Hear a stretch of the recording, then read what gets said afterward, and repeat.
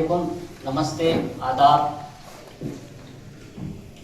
ಬೀದರ್ನ ಎಲ್ಲ ಪತ್ರಕರ್ತ ಬಾಂಧವರು ಹಾಗೂ ಎಲೆಕ್ಟ್ರಾನಿಕ್ ಮೀಡಿಯಾದ ಎಲ್ಲ ಬಾಂಧವರಿಗೆ ಜಮಾತ್ ಇಸ್ಲಾಮಿ ಹಿಂದ್ ಬೀದರ್ ವತಿಯಿಂದ ನಾನು ಹಾರ್ದಿಕವಾದಂತಹ ಸ್ವಾಗತವನ್ನು ಕೋರುತ್ತಾ ಇಂದಿನ ಈ ಪತ್ರಿಕಾಗೋಷ್ಠಿಯಲ್ಲಿ ಉಪಸ್ಥಿತರಿರುವಂತಹ ಅವರ ಪರಿಚಯವನ್ನು ನಾನು ಮಾಡಿಕೊಡ್ತಾ ಇದ್ದೇನೆ. ನನ್ನ ಬಲಗಡೆ ಕೂತಿರುವಂಥವರು ಜನಾಬ್ ಮೊಹಮ್ಮದ್ ಆಸಿಫುದ್ದೀನ್. ಇವರು ಜಮಾತ್ ಇಸ್ಲಾಮಿ ಹಿಂದ್ ಕರ್ನಾಟಕ ರಾಜ್ಯದ ಸಲಹಾ ಮಂಡಳಿಯ ಸದಸ್ಯರು ಹಾಗೂ ಈ ಸ್ಥಳೀಯ ಜಮಾತ್ ಇಸ್ಲಾಮಿ ಹಿಂದ್ನ ಮಾಧ್ಯಮದ ಸಂಚಾಲಕರು. ಅವರ ಬದಿಯಲ್ಲಿ ಕುಳಿತಂಥವರು ಜನಾಬ್ ಮೊಹಮ್ಮದ್ ಆರಿಫುದ್ದೀನ್. ಇವರು ಸ್ಥಳೀಯ ಜಮಾತ್ ಇಸ್ಲಾಮಿ ಹಿಂದ್ನ ಉಪಾಧ್ಯಕ್ಷರು. ಹಾಗೂ ನನ್ನ ಎಡಗಡೆ ಕುಳಿತಿರುವಂತಹ ಸಹೋದರಿಯರಲ್ಲಿ ಶ್ರೀಮತಿ ತೌಹೀದ್ ಶಿಂದೆ. ಇವರು ಜಿಲ್ಲಾ ಸಂಚಾಲಕರು, ಜಮಾತ್ ಇಸ್ಲಾಮಿ ಹಿಂದ್ ಮಹಿಳಾ ವಿಭಾಗ ಬೀದರ್.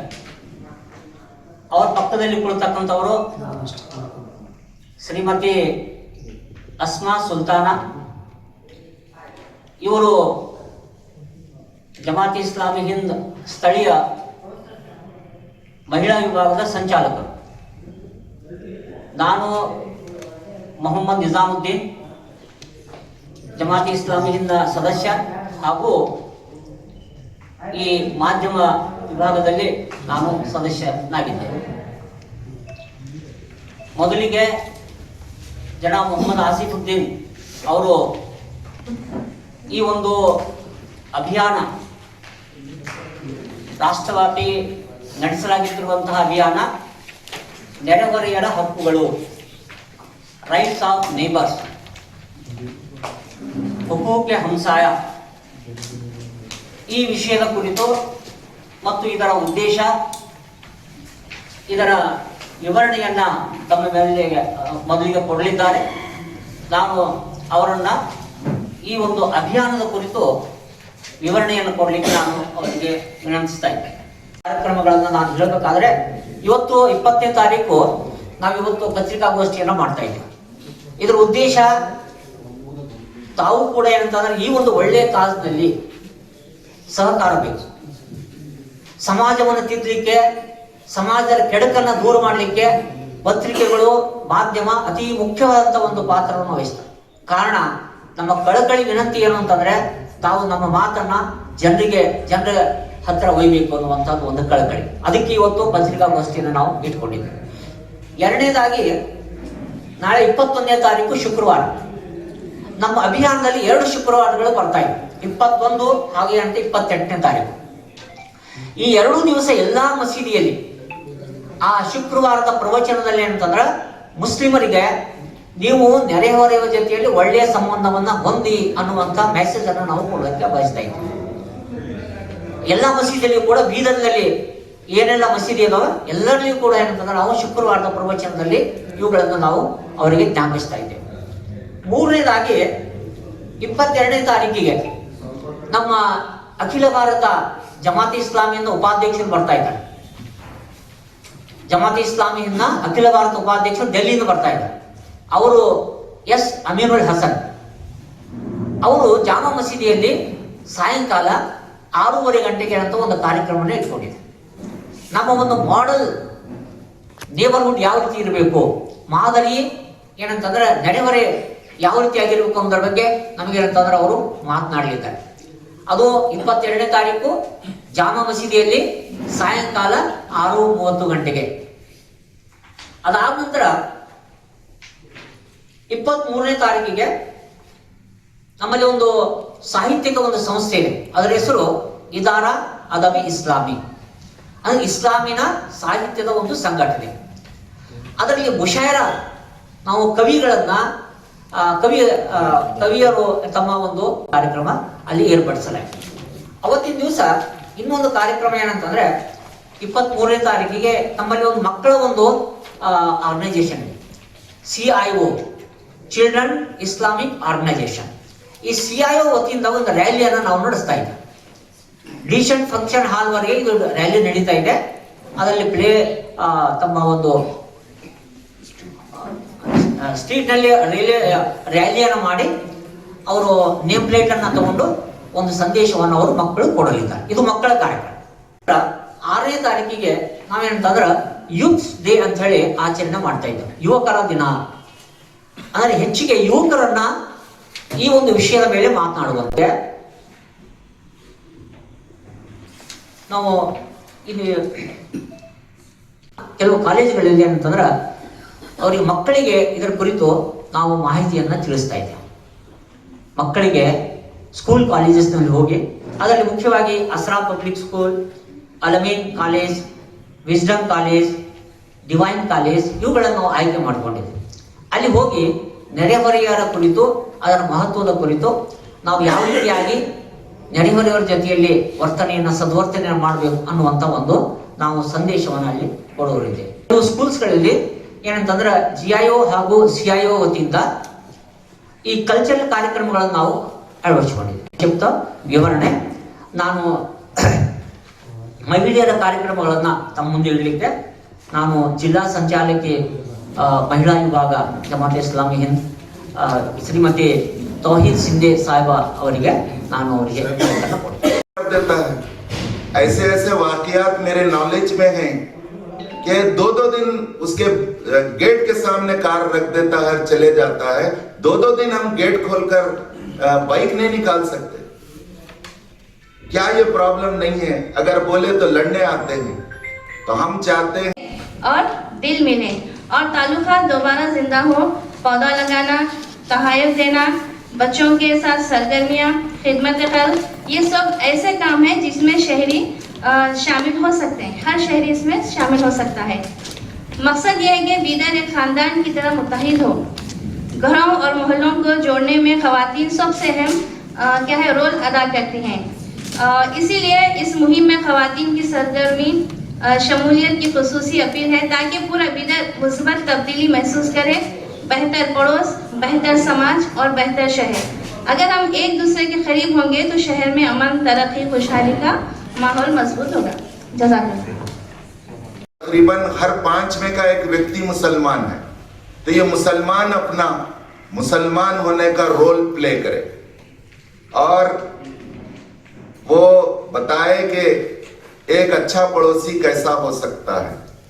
वो खुद भी अच्छा पड़ोसी बने, एक मिसाली और आइडियल नेबरहुड का वो रोल प्ले करे और अपने यहाँ के नॉन मुस्लिम भाइयों को भी हम इसके लिए एजुकेट करें. क्या हम इससे वाकिफ नहीं हैं? आप खुद पत्रकार हैं, रोजाना कितने रजिस्टर्ड केसेस आ रहे हैं. पड़ोसियों के नाली के झगड़े, पानी गिरता सो झगड़े, रास्ते को ब्लॉक करने के झगड़े, गाड़ियों को पार्किंग करने के झगड़े, खिड़कियों और वेंटिलेशन को खोलने के झगड़े, कचरा डालने और सफाई के झगड़े. क्या ये मेरी और आपकी गली और मेरे और आपके महल्ले और कॉलोनी के क्या मसाइल नहीं हैं? इन मसाइल को कौन एड्रेस करे? क्या आज ये किसी के पास, लीडर के पास, किसी के पास इसका जवाब है? ये जवाब लेकर जमात इस्लामी हिंद ये आंदोलन और ये संकल्प उठाई है कि हम ये समाज को चेंज करेंगे. हमारा ये मानना है कि पड़ोसी जब अपने राइट्स को जानेगा तो ही अदा करेगा. जानना पड़ेगा, मानना पड़ेगा उन राइट्स को, उसके बाद ही वो राइट प्ले करेगा, अदा करेगा. तो अगर वो अदा करेगा तो यहाँ दिल से दिल मिलेंगे. और हम जोड़ने की बात कर रहे हैं, जबकि समाज में बहुत सी शक्तियां तोड़ने की और बांटने की बात कर रहे हैं. हम इस हुकूक़ हमसाया मुहिम से हमारी गर्ज ये है कि समाज कोई 4 लाइन कॉरिडोर का नाम नहीं है, कोई बड़े बड़े ब्रिजों का नाम नहीं है, नए नए एयरपोर्ट्स और खाली इसी का नाम नहीं है। डेवलपमेंट का एक फेज तो वो है। क्या समाज हमारे, हम और आप और यहाँ के 140 करोड़ यहाँ के व्यक्तियों और सिटीजन्स का नाम नहीं है? इनके अंदर हम क्या भावनाएं पैदा कर रहे हैं? इनके दिल और दिमाग और इनके बंच ऑफ थॉट्स, इनके एक दूसरे से मुतल्लिक क्या सोच है, क्या हम इनके दिमाग में फीड कर रहे हैं? ये सबसे बड़ा मुद्दा है, ये सबसे बड़ा समाजी इशू है। इस इशू को हम एड्रेस करने के लिए ये राइट्स ऑफ नेबरहुड हम कैंपेन छेड़ रहे हैं। यहाँ हम चाहते हैं कि महल्ले के सतह पर अगर मुमकिन हो तो हम कमेटियां बनाएं कॉलोनी के लेवल पर, और जहां मसाइल ज्यादा हैं पुलिस का भी कंट्रीब्यूशन ले। पुलिस के प्रोग्राम में ये प्रोग्राम दाखिल है कि वो महल्ले के लेवल पर एक कमेटी बनाए, और जरूरत पड़े तो मैं आज की इस प्रेस मीट के माध्यम से ये बात हमारे पूरे कॉर्पोरेटर्स काउंसलर्स को पहुंचाना चाहता हूं कि उनको भी हम लेंगे और उनका भी कोऑपरेशन हमें चाहिए, क्योंकि सिविल सोसाइटीज में सिविल प्रॉब्लम, सीएमसी प्रॉब्लम बहुत ज्यादा है। यहाँ एक और बात, ट्रैफिक के प्रॉब्लम भी बहुत हैं। क्या आज झगड़े पार्किंग के लिए नहीं हो रहे हैं? एक महल्ले के रहने वाला अपनी एक कार लाकर दूसरे महल्ले में पार्क करता है, पड़ोसी अपनी कार, अपने रिश्तेदार पड़ोसी के साथ हुस्न सलूक करो, तुम अपने हमसाया पड़ोसी के साथ हुस्न सलूक करो, तुम अपने वक्ती पड़ोसी जो सफर में चल रहा है, रास्ते में चल रहा है, सवारी में है, बस में है, फ्लाइट में है, ट्रेन में है, उसके साथ तक तुम हुस्न सलूक करो। ईश्वर की कसम, वो आदमी मोमिन नहीं, उन मुसलमान नहीं। साथियों ने पूछा, फॉलोअर्स ने पूछा कि ऐ परवादी मोहम्मद सल्लल्लाहु अलैहि वसल्लम, कौन मुसलमान नहीं, कौन मोमिन नहीं? कहा कि जिसकी तकलीफ से उसका पड़ोसी महफूज ना रहे वो मुसलमान नहीं। इसी तरह परवादी मोहम्मद सल्लल्लाहु अलैहि वसल्लम ने कहा कि खुदा की कसम, वो मुसलमान, वो व्यक्ति जन्नत में, स्वर्ग में नहीं जाएगा, चाहे वो कितना ही नेक अमल और भक्ति और इबादत कर ले। पूछा गया कौन नहीं जाएगा? कहा कि जिससे उसका पड़ोसी खुश ना हो और उसकी तकलीफ से महफूज ना हो। ये तालीम हम पूरे हमारे देश के वासियों को, हमारे यहाँ के पूरे शहरियों को, बंदगान खुदा के सामने हम इस तालीम को आम करना चाहते हैं। भाइयों, यहाँ मैं ये बात कहना चाहूँगा कि जमात इस्लामी अपना एक नेशनल लेवल पर मीडिया हाउस रखती है, और आप उसके फेसबुक पर अगर चले जाएं जमात इस्लामी हिंद, तो आप देखेंगे कि गुज़िश्ता दिनों नेशनल लेवल पे इस कैंपेन के लिए किस बैकग्राउंड में ये कैंपेन मनाया जा रहा है, और इसके एम्स ऑब्जेक्ट्स क्या हैं, और हमारा इसमें प्रोग्राम क्या है पूरे मुल्क में, और फिर इससे हम क्या रिजल्ट्स और क्या नतायज परिणाम चाहते हैं, ये वाज़े किया गया है। मैं आपको मुख्तसर ये बताते चलूं कि मीडिया के हवाले से नेशनल लेवल पर इंग्लिश में रेडियंस व्यूज वीकली है, उसके स्पेशल इश्यूज निकल रहे हैं, 2 वीक मिलते हैं, और इसको हम गिफ्ट के तौर पर सबको देंगे। आप तक भी उसकी सॉफ्ट कॉपी और मुमकिन रहा तो हार्ड कॉपी पहुंचाएंगे। इसी तरह नेशनल लेवल पर मासिक क्रांति मंथली निकलता है हिंदी में, वो उसका भी स्पेशल इशू निकल रहा है। दावत वीकली का ऑलरेडी उर्दू में इशू आ चुका है। औरा नाम का ऑनलाइन मैगजीन और ऑफलाइन मैगजीन लेडीज के लिए है, वो निकल रहा है। स्टूडेंट्स के लिए कैंपेनियन और उर्दू में रफीक ए मंजिल बोल के है, वो स्पेशल इशू आ रहा है। इसी के साथ साथ हमारे प्रोग्राम्स में, चूंकि आप पत्रिका पर्सन्स हैं, आप मीडिया पर्सन हैं, इसलिए मैं ये मीडिया के प्रोग्राम पहले रख रहा हूँ।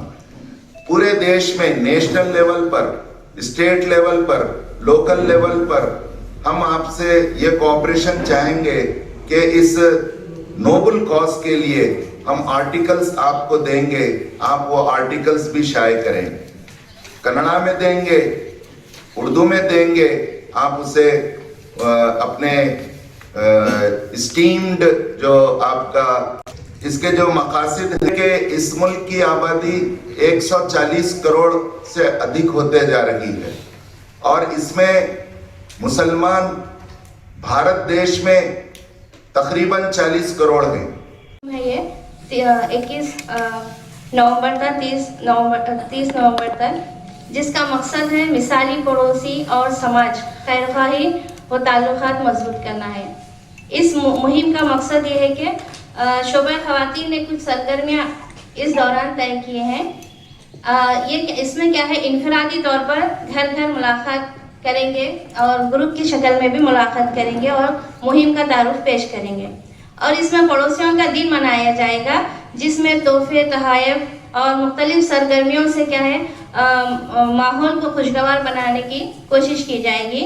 और मुस्लिम बहनों के लिए भी प्रोग्राम्स हैं, पड़ोसी के हुकूक और इस्लाही बातें लोगों में शऊर पैदा करेंगे और उसमें लोगों में क्या है शऊर उजागर किया जाएगा। और कैंपस विजिट करेंगे, कॉलेज और स्कूल लेक्चरर्स या तालिबात के लिए रखा गया है।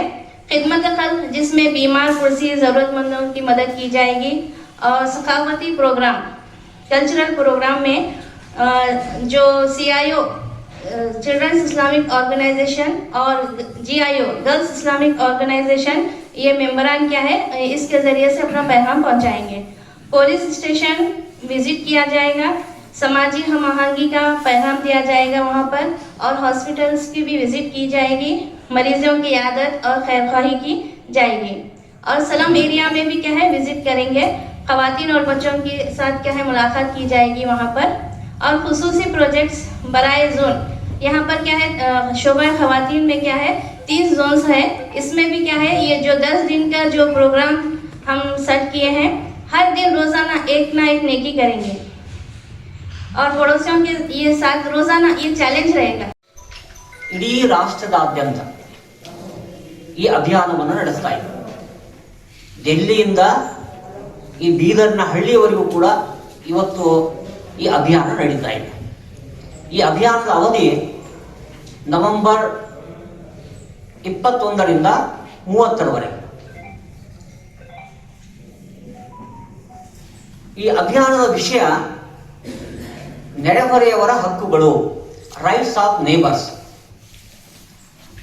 ನಮ್ಮ ಒಂದು ಸ್ಲೋಗನ್ ಏನಿದೆ ಅಂತಂದ್ರೆ ಮಾದರಿ ನೆರೆಹೊರೆ, ಮಾದರಿ ಸಮಾಜ, model neighbourhood and model society. ನಮಗೆ ಗೊತ್ತಿದೆ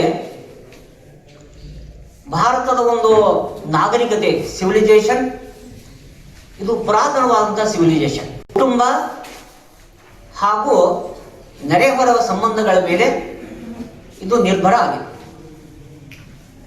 ನಮ್ಮ ಒಂದು ನೆರೆಹೊರೆಯವರ ಸಂಬಂಧ ಒಳ್ಳೆಯ ರೀತಿ ಆದರೆ ಸಮಾಜ, ಒಳ್ಳೆಯ ಸಮಾಜ, ಮಾದರಿ ಸಮಾಜ ನಿರ್ಮಾಣ ಮಾಡ್ಲಿಕ್ಕೆ ಸಾಧ್ಯ.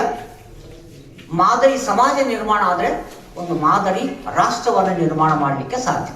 ಕಾರಣ ನಮ್ಮ ಒಂದು ಲಕ್ಷ್ಯ ಏನು ಅಂತಂದ್ರೆ ನಮ್ಮ ರಾಷ್ಟ್ರ, ನಮ್ಮ ನೆಚ್ಚಿನ ದೇಶ ಅದು ಒಳ್ಳೆಯದಂತ ಒಂದು ರಾಷ್ಟ್ರ ಆಗಬೇಕು, ಒಂದು ಮಾದರಿಯ ರಾಷ್ಟ್ರ ಆಗಬೇಕು, ಮಾದರಿಯ ಸಮಾಜ ನಿರ್ಮಾಣ ಆಗಬೇಕು ಅನ್ನುವಂಥದ್ದು.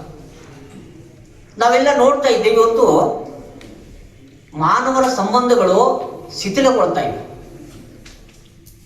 ಸಂಬಂಧ ಸರಿಯಾಗಿಲ್ಲ. ಒಂದು ಕುಟುಂಬದಲ್ಲಿಯೂ ಕೂಡ ಏನಂತಂದ್ರೆ ಆ ಸಂಬಂಧಗಳು ಸರಿಯಿಲ್ಲ, ಮತ್ತು ನೆರೆಹೊರೆಯ ಜೊತೆಯಲ್ಲೂ ಕೂಡ ಸಂಬಂಧಗಳು ಸರಿಯಾಗಿಲ್ಲ. ನಮ್ಮ ಪಕ್ಕದಲ್ಲಿ ಇರ್ತಾನೆ, ಆದ್ರೆ ಅವನು ಯಾರು, ಅವನು ಏನ್ ಮಾಡ್ತಾ ಇದ್ದಾನೆ, ಹೆಚ್ಚಿನ ಪಾಲ್ಗೊಳ್ಳಿಕೆ ನಮ್ಮಲ್ಲಿ ಇಲ್ಲ. ಅವನು ಏನಾದರೂ ನಮಗೆ ತೊಂದರೆ ಕೊಟ್ಟರೆ ಅದನ್ನು ಸಹಿಸಿಕೊಳ್ಳುವಂತಹ ಪೇಷನ್ಸ್ ನಮ್ಮ ಹತ್ರ ಇಲ್ಲ. ಮತ್ತು ಅವನಿಗೆ ಏನಾದರೂ ಒಳ್ಳೆಯದನ್ನು ಮಾಡಬೇಕು ಅನ್ನುವಂಥ ಉದಾಹರಣೆಗಳು ಇವತ್ತು ಬಹಳಷ್ಟು ಕಡಿಮೆ ಇದೆ. ನನ್ನ ಪಕ್ಕದಲ್ಲಿ ಯಾರೋ ಏನೋ ಅವಶ್ಯಕತೆ ಇತ್ತು, ನಾನು ಅವನ ಆರ್ಥಿಕ ಅವಶ್ಯಕತೆಯನ್ನು ಈಡೇರಿಸಬೇಕಾದಂಥದ್ದು, ಅಥವಾ ಅನ್ನ, ಬಟ್ಟೆ, ನೀರು ಇವುಗಳನ್ನು ನಾನು ಪೂರೈಸಬೇಕಾದಂಥದ್ದು, ಅವನ ಮರ್ಯಾದೆ, ಅವನ ಸಂಪತ್ತು, ಅವನ ಜೀವದ ರಕ್ಷಣೆಯನ್ನು ಮಾಡುವಂತಹ ಒಂದು ಮಾದರಿಗಳು ನಮಗೆ ಸಮಾಜದಲ್ಲಿ ಕಾಣ್ತಾ ಇದೆ. ಸುಮ್ಮನೆ ಹೆಸರಿಗೆ ನಾವೇನಂತ ಒಂದು ನೇಬರ್ಸ್ ಆಗಿದ್ದೀವಿ, ಆದರೆ ನಿಜವಾದಂತಹ ನೆರೆಹೊರೆಯವರ ಹಕ್ಕುಗಳು ನಾವು ಇವತ್ತು ಕೊಡ್ತಾ ಇಲ್ಲ. ಅವರ ಹಕ್ಕುಗಳು ಏನು ಅಂತಂದ್ರೆ, ನನ್ನ ನೆರೆಯಲ್ಲಿರ್ತಕ್ಕಂಥ ನೇಬರ್ಸು ಅವನ ನಾನು ಸಂಪತ್ತನ್ನ, ಅವನ ಹಣವನ್ನು ನಾನು ಕಾಪಾಡಬೇಕು. ಅವನಿಗೆ ಯಾವುದೇ ರೀತಿಯಾದಂತಹ ಆರ್ಥಿಕ ಏನಂತಂದ್ರೆ ನಷ್ಟವನ್ನ ಮಾಡಬಾರ್ದು, ಅವನಿಗೆ ಜೀವ ಹಾನಿಯನ್ನ ಮಾಡಬಾರ್ದು, ಅವನಿಗೆ ಮರ್ಯಾದೆಯನ್ನ ನಾವು ಕೇಳಬಾರ್ದು. ಅವನ ಕುರಿತು ಏನಂತಂದ್ರೆ ಕೆಟ್ಟದಾಗಿ ಹೇಳುವಂಥದ್ದಾಗ್ಲಿ, ಚಾಡಿ ಹೇಳುವಂಥದ್ದಾಗ್ಲಿ, ಅವನ ಕೆಲವು ವಿಷಯಗಳನ್ನ ಮತ್ತೊಬ್ಬರ ಮುಂದೆ ಹೇಳುವಂಥದ್ದಾಗ್ಲಿ, ಇವುಗಳನ್ನ ಮಾಡಬಾರ್ದು. ಅವನು ಏನಾದರೂ ತೊಂದರೆಯನ್ನು ಕೊಟ್ಟರೆ ಅದನ್ನ ಸಹಿಸಿಕೊಳ್ಬೇಕು. ಅವನು ತೊಂದರೆ ಕೊಟ್ಟ ಹಾಗೆ ನಾನು ಅವನಿಗೆ ತೊಂದರೆ ಕೊಟ್ಟರೆ ಇದು ಸಮಸ್ಯೆ ಏನಂತಂದ್ರೆ ಉಲ್ಬಣ ಆಗ್ತದೆ. ಸಮಸ್ಯೆ ಸಹಿಸಿಕೊಳ್ಬೇಕು. ಮತ್ತು ಅಷ್ಟೇ ಸಹಿಸಿಕೊಳ್ಳೋದು ಅಷ್ಟೇ ಅಲ್ಲ, ಅವನಿಗೆ ಒಳ್ಳೆಯದನ್ನ ಮಾಡಬೇಕು. ಅದಕ್ಕೆ ಇಸ್ಲಾಂನಲ್ಲಿ ಎಹಸಾನ್ ಅಂತ ಕರೀತಾರೆ. ಅಂದ್ರೆ ಅವನಿಗೆ ನಾನು ಹೆಚ್ಚಿನದನ್ನ ಕೊಡಬೇಕು. ಅವನ ಹಕ್ಕಲ್ಲದೇ ಅವನ ಹಕ್ಕನ್ನು ಕೂಡ ಕೊಡಬೇಕು. ಹಕ್ಕಿನ ಜೊತೆಯಲ್ಲಿ ನಾನು ಒಳ್ಳೆಯದನ್ನು ಅವನಿಗೆ, ಸದ್ವರ್ತನೆಯನ್ನು ಅವನ ಜೊತೆಯಲ್ಲಿ ಮಾಡಬೇಕು. ಕಾರಣ ಇಂಥ ವಿಚಾರಗಳನ್ನು ಇಟ್ಕೊಂಡು ಇವತ್ತೇನಂತಂದ್ರೆ ಈ ರಾಷ್ಟ್ರದಾದ್ಯಂತ ಒಂದು ಅಭಿಯಾನವನ್ನ ನಡೆಸ್ತಾ ಇದೆ. ಬಹಳ ಸಮಾಜಕ್ಕೆ ಮುಖ್ಯವಾದಂಥ ಒಂದು ಇದು ಅವಶ್ಯಕತೆ ಇದೆ. ಎಲ್ಲರಿಗೂ ಕೂಡ ಏನಂತ ಅವಶ್ಯಕ, ನನಗೂ ಕೂಡ ಅವಶ್ಯಕತೆ ಇದೆ. ದೇಶ ನಾಗರಿಕತೆ ಏನಂತಂದ್ರೆ ಒಳ್ಳೇದಾಗ್ತದೆ, ನಮ್ಮ ಸಮಾಜವು ಕೂಡ ಒಳ್ಳೇದಾಗ್ಲಿಕ್ಕೆ ಸಾಧ್ಯ ಆಗ್ತದೆ. ಕಾರಣ ಇಲ್ಲಿ ನಮ್ಮ ಒಂದು ಲೋಕಲ್ ಮಟ್ಟದಲ್ಲಿ ಏನಂತಂದ್ರೆ ನಾವು ಹಲವಾರು ಕಾರ್ಯಕ್ರಮಗಳನ್ನು ಮಾಡ್ಕೊಂಡಿದ್ದೇವೆ. ರಾಷ್ಟ್ರ ಮಟ್ಟದಲ್ಲಿ ಕಾರ್ಯಕ್ರಮ ಇದೆ. इधर की जानिब से पत्रिका भवन बीदर में बुलाई गई है. इसमें मौजूद तमाम रेस्पेक्टेड पत्रिका और एडिटर्स, रिपोर्टर्स और प्रेस और मीडिया से ताल्लुक़ रखने वाले तमाम रिस्पेक्टेड पर्सनैलिटीज, यहाँ डाइस पर बैठे हुए निजामुद्दीन साहब, assistant media in-charge JIH Bidar, Mohammed Arifuddin साहब, माविन अमीर मुकामी जमा इस्लामी बीदर, तौहीदा सिंधे साहिबा, जली जुम्मेदार और अस्मा सुल्ताना साहिबा, बीदर शहर की ऑर्गेनाइजर वीमेन विंग की, आप सबकी खिदमत में मेरी जानिब से आदाब, सलाम और very very good afternoon to all. मैं आप सबका बड़ी खुशी और मसरत के साथ आज की इस प्रेस मीट में इस्तकबाल भी करता हूं और आपका शुक्रिया भी अदा करता हूं कि आप हमारी दावत पर यहाँ आए. मैं आपको ये बताना चाहूँगा कि जमात इस्लामी हिंद गुज़िश्ता 77 ईयर्स से इस मुल्क में काम कर रही है, जो एक मजहबी, तहजीबी और समाजी मैदान इसका असल मैदान है. ये एक non criminal, non political all India organisation है. जमात इस्लामी हिंद ने मौजूदा हमारे वतन अजीज भारत के समाजी हालात को सामने रखकर एक आंदोलन और एक कैंपेन और एक मुहिम चलाने का फैसला किया है. यह मुहिम हुकूक हमसाया मुहिम, अपने पड़ोसियों के हुकूक को जानिए मुहिम, यह राइट्स ऑफ नेबरहुड मुहिम के नाम से कल यानी 21 नवंबर से लेकर 30 नवंबर 2025 10 डेज का ये कैंपेन, आंदोलन पूरे मुल्क में हम चलाने जा रहे हैं. ये मुहिम क्यों चलाई जा रही है, मैं बेहतर समझूंगा कि इस मौके पर हमारे रियासत के बड़े मजहबी रहनुमा श्री श्री शिवर रुद्रा बेलीमठ स्वामी जी ने हमारे जमात के प्रोग्राम में आकर कहा था गुज़िश्ता दिनों में कि आज इंसान चांद पर पहुंच गया, मरीख पर पहुंच गया, लेकिन अफसोस कि अपने पड़ोसी तक नहीं पहुंचा। क्या ये आज हमारे भारत के समाज क्या ये जरूरत नहीं है? क्या ये नीड ऑफ द आर्स नहीं है? क्या पड़ोसियों के हुकूक जानना, उन्हें बताना और एक दूसरे को एजुकेट करना, ताकि एक अच्छा माशरा, अच्छा समाज, एक ताकतवर समाज जिसमें एक दूसरे को समझने का शऊर हो और समझ हो, इसको पैदा करने के लिए ये आंदोलन छेड़ा गया। ये आंदोलन हम चाहते हैं कि मुसलमान जिनके पास जो अल्लाह और उसके रसूल की तालीम को मानते हैं वो भी अपना रोल प्ले करें। सूरह निसा की जमात इस्लामी की तरफ से खैर मुक़द्दम है। अल्लाह ताला हमारे यहाँ आने को कबूल फरमाए। ये अल्हम्दुलिल्लाह मुल्क की मुहिम जो चल रही है इंशाअल्लाह 21 नवंबर तक 30 नवंबर तक है। ये 10 दिन की मुहिम में इंशाअल्लाह हमारे बीदर का अल्हम्दुलिल्लाह आ जाएगा हमारी नाज़िमा साहिबा के तहत।